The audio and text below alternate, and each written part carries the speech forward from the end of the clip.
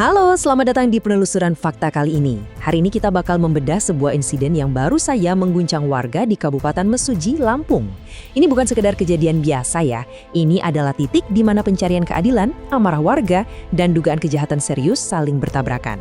Nah, di penelusuran ini, kita akan kesampingkan emosi sejenak, kita fokus murni pada kronologi dan deretan fakta yang ada di lapangan. Coba Anda bayangkan pemandangan ini. Puing-puing menghitam, dua bangunan ludes dilalap api, dan garis polisi kuning membentang tegas di sekitar lokasi. Pemandangan ini sama sekali bukan sisa musibah kebakaran biasa. Ini adalah hasil akhir dari amuk massa yang meledak tak terkendali. Jadi, pertanyaan krusialnya, apa sih yang sebenarnya jadi pemicu amarah sebesar itu? Sampai-sampai sebuah fasilitas pendidikan agama yang harusnya dijaga justru jadi sasaran utama warga. Oke, kita mulai dari fakta kerusakan fisiknya dulu. Insiden memilukan ini terjadi di sebuah pondok pesantren di Kecamatan Mesuji Timur. Massa dengan sengaja menyulut api yang akhirnya menghancurkan dua bangunan utama. Yang pertama itu fasilitas dapur, dan yang kedua adalah mes atau tempat tinggal para pengajar.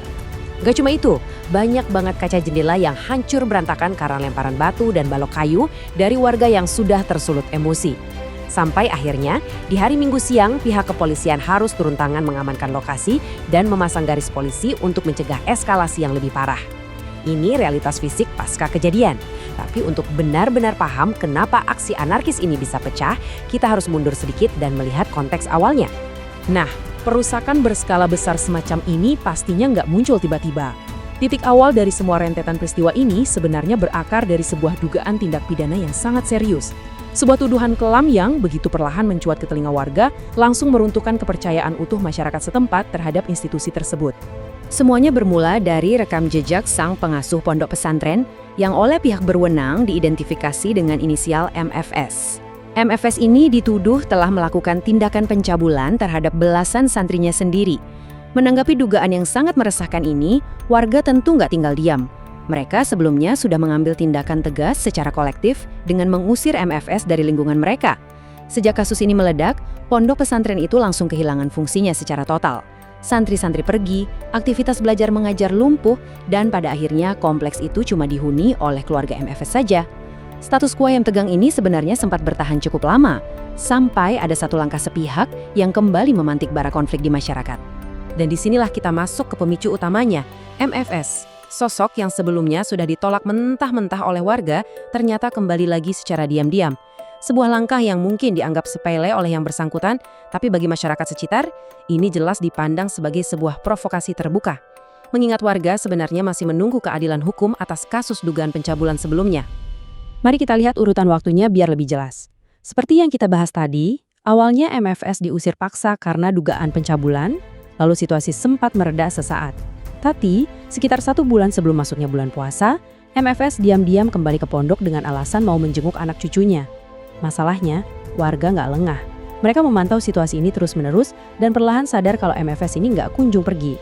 Kesabaran warga yang selama ini ditahan pun habis. Mereka akhirnya memberikan ultimatum yang sangat tegas. MFS harus angkat kaki paling lambat hari Sabtu, tepat di jam 12 malam. Tapi sayangnya, tenggat waktu itu lewat begitu saja tanpa ada tanda-tanda MFS akan pergi. Hasilnya, keesokan harinya di hari Minggu siang, amarah warga meledak menjadi aksi perusakan dan pembakaran yang tidak bisa dihindari lagi. Ada kesaksian langsung dari warga setempat yang benar-benar menggambarkan situasi tegang berjam-jam sebelum api disulut. Warga menyatakan, diingatkan masyarakat dikasih waktu sampai dengan pukul 00 malam, Sabtu, tapi seperti nggak ada reaksi untuk mau keluar dari pondok ini.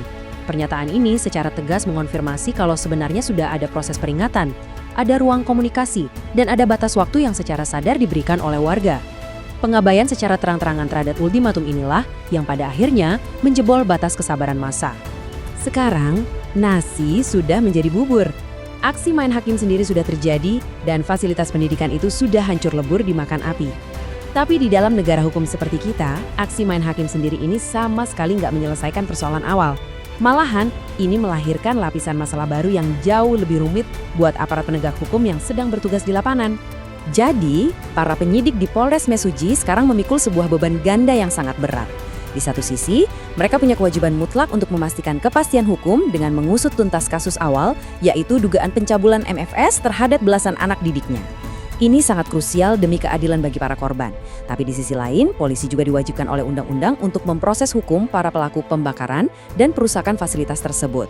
Tindakan anarkis warga, terlepas dari seberapa besar motif kecewa atau amarah yang mendasarinya, tempat merupakan tindak pidana perusakan murni, dan setiap pelakunya harus mempertanggungjawabkan perbuatannya di mata hukum. Melihat seluruh rentetan fakta di Mesuji ini, kita dihadapkan pada satu refleksi penting.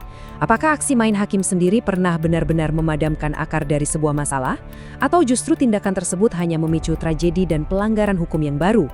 Kasus di Mesuji Timur ini jadi catatan kelam sekaligus pengingat keras buat kita semua tentang betapa pentingnya mengawal sebuah proses peradilan tanpa harus ikut merusak tatanan sosial yang ada.